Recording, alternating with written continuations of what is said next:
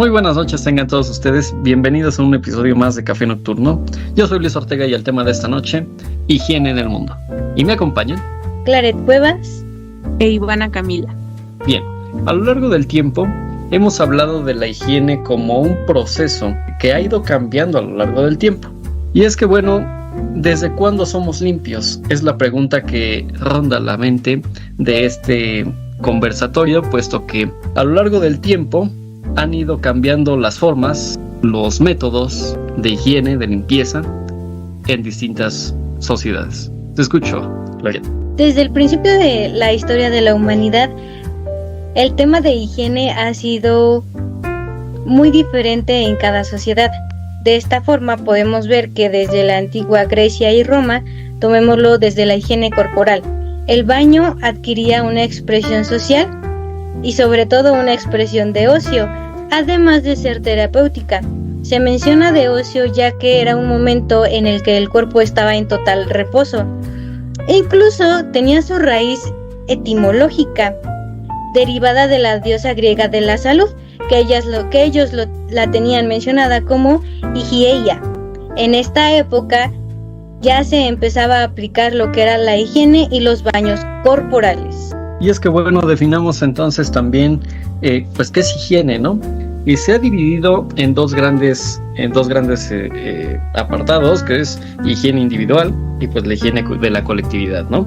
Que es muy importante porque a través de una se determina la forma en cómo los demás responden a este tipo de prácticas higiénicas, que consisten básicamente en limpieza corporal y pues el aseo de los espacios en que se habita, en los que se desenvuelve la actividad comunitaria.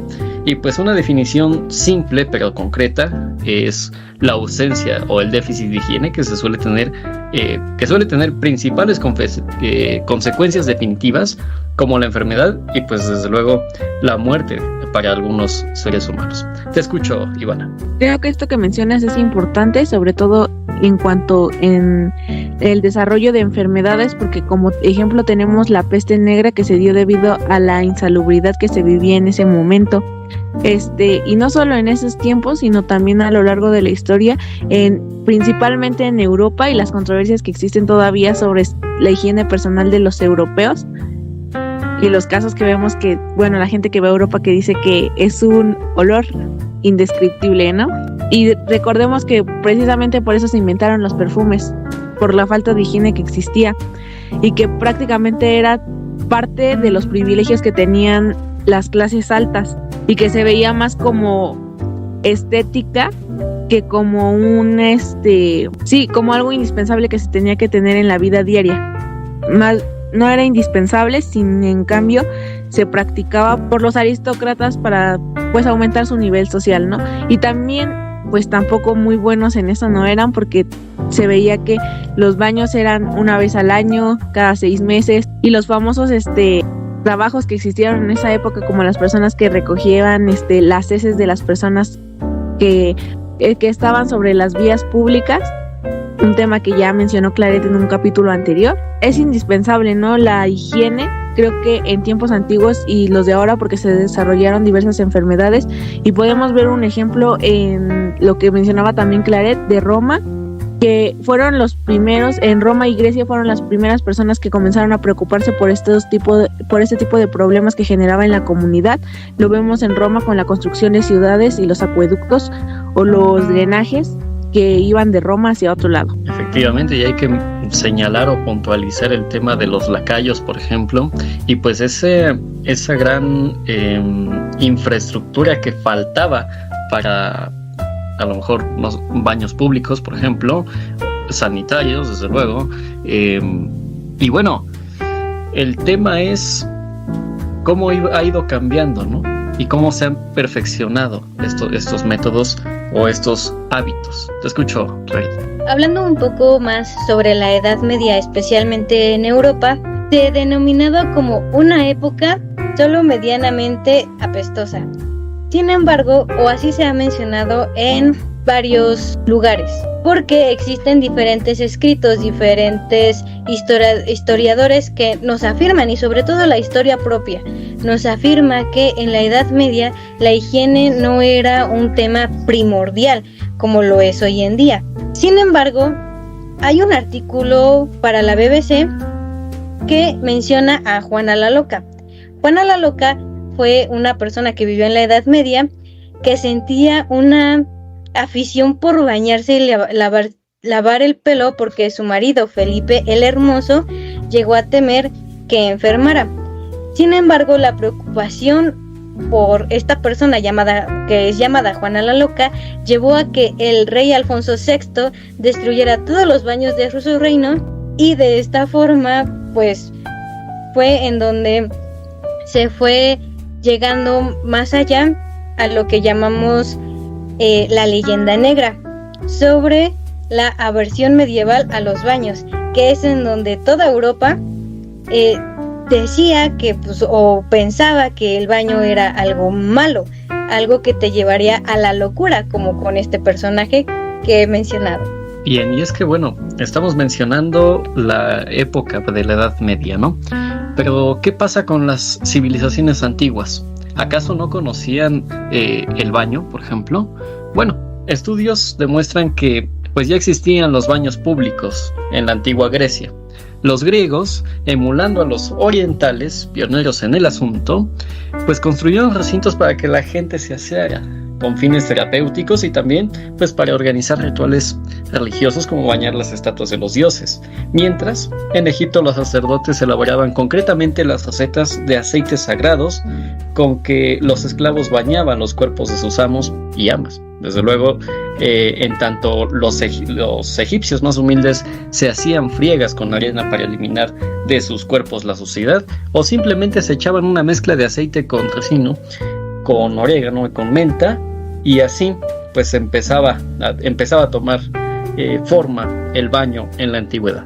Te escucho, Ivana. Sí, pero también es importante mencionar cómo también ha ido evolucionando esta cuestión de la higiene en torno a la sociedad actual, porque actualmente no hablamos solamente de la higiene que tenemos en nuestra vida diaria, sino en la higiene que se ocupa diariamente en establecimientos de uso común con otras personas. Por ejemplo, pueden ser los centros comerciales, y no solo ahí, sino también en los restaurantes o otro tipo de lugares, así como las empresas, y tenemos la llamada higiene personal y la industrial, que vendría siendo a la higiene que se debe de dar en los trabajos o en las fábricas que existen actualmente, que sirve como parteaguas para la seguridad social de los trabajadores. Bien, y es que bueno, una higiene es fundamental para prevenir la prolongación de enfermedades infecciosas.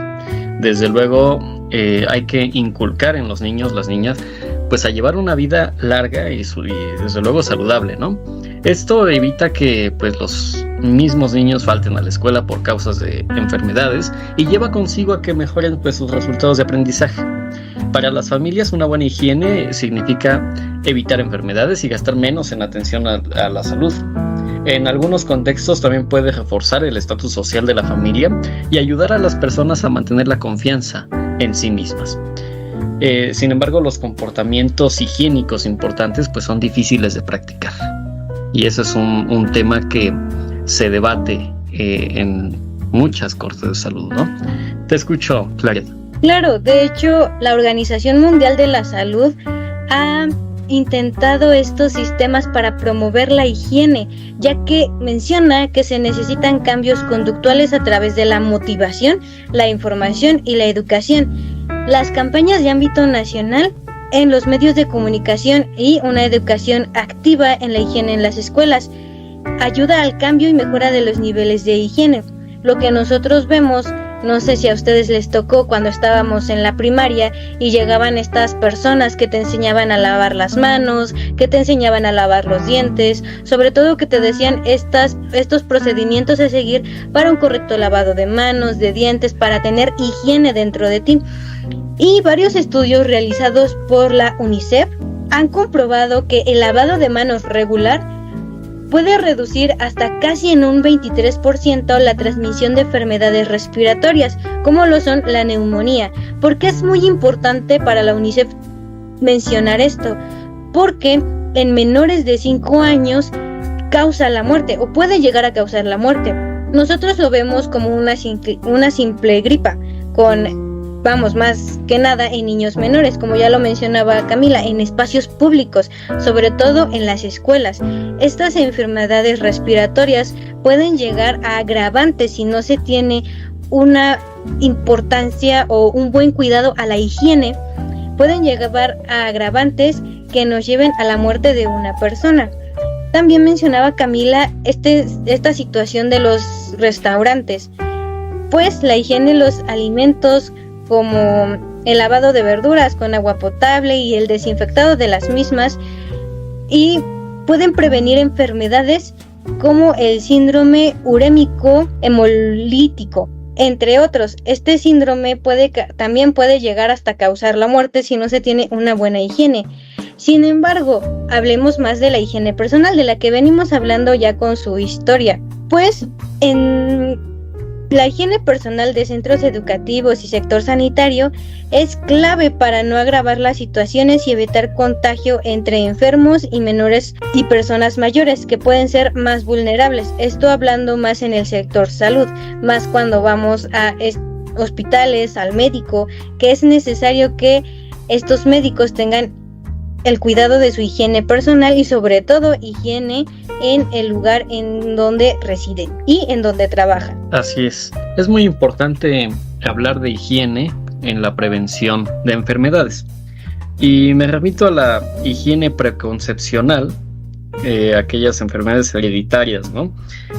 Donde presupone el conocimiento de las leyes que determinan pues la transmisión de ciertos rasgos anormales a la descendencia.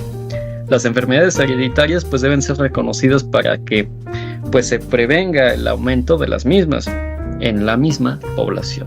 Estamos hablando entonces de una prevención de contagio, ¿no? Te escucho, Ivana. Yo creo que es importante fomentar este tipo de actividades, en cuanto a la higiene, y creo que en México, al menos aquí en México sí se han dado campañas en cuanto a los lavados de manos y todo esto.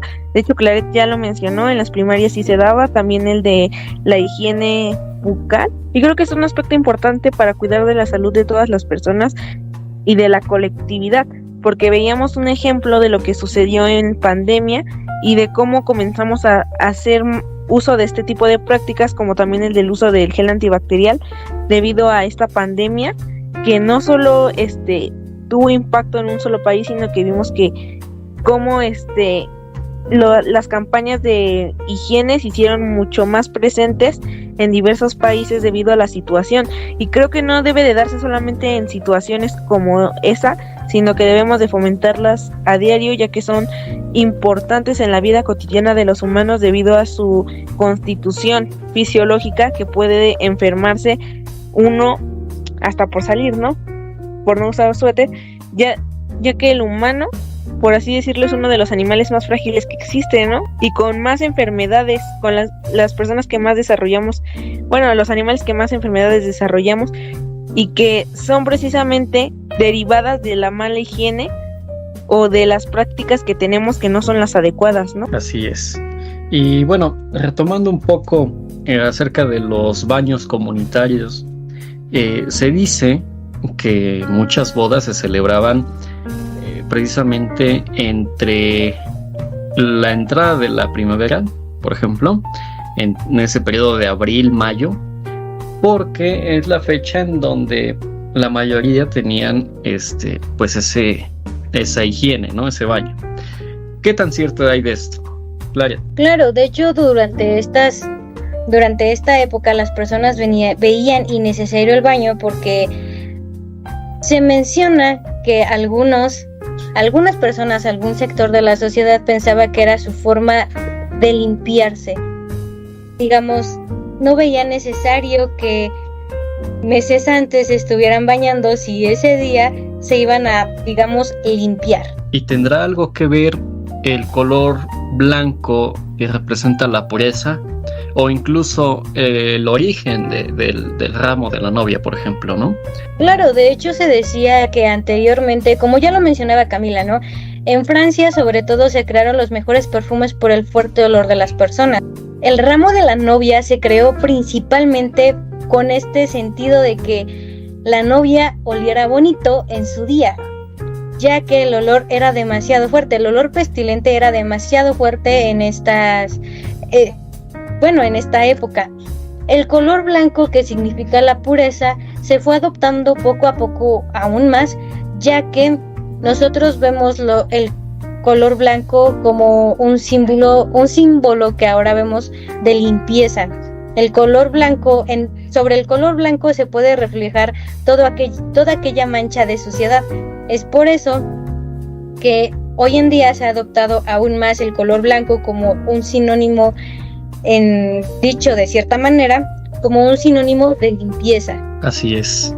Bueno, pues las alianzas con socios y el sector privado pues tiene por fin ayudar a mejorar pues las condiciones de higiene en algunas comunidades, en algunos lugares de trabajo y en otros entornos, colaborando con el sector privado y desde luego con los gobiernos para innovar en la tecnología de la higiene y pues compartiendo algunos de los costos para pues ampliar el acceso a la higiene.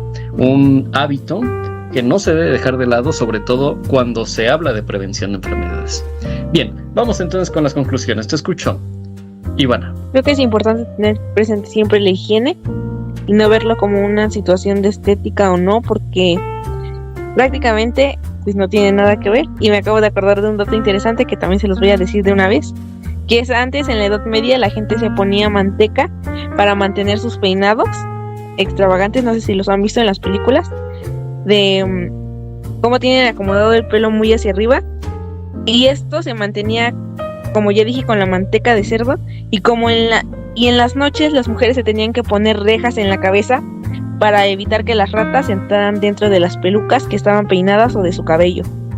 Entonces, esto nos da como enseñanza y la evolución de la higiene a lo largo de los años, que debemos de mantener la higiene para la prevención de enfermedades y para vivir en un mundo mucho menos riesgoso del que ya vivimos.